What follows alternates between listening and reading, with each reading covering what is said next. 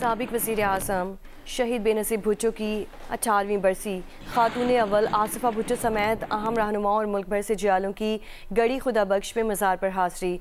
मरकज़ी तकरीब आज होगी।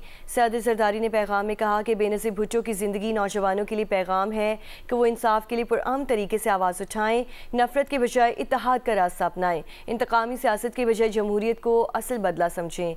बेनज़ीर फ़िरकावारियत, नफ़रत और अदम बर्दाश्त के खिलाफ थीं। अपने नज़रियात की कीमत जान की सूरत में अदा की। बिलावल भुट्टो ने कहा कि दुख्तर मशरिक की ज़िंदगी जुर्रत और हमदर्दी का नादिर इम्तज़ाज थी। बीबी मासूमों की उम्मीद और आमरीत, इंतहा पसंदी और अदम बर्दाश्त के खिलाफ मुज़ाहमत की नाकाबिल तस्खीर अलामत थी। बेनज़ीर भुट्टो जमहूरियत की जिद्दोजहद में आखिरी दम तक साबित कदम रहीं, यहाँ तक कि जाम शहादत नोश किया। पाकिस्तान में जमहूरियत कभी सरेंडर नहीं करेगी।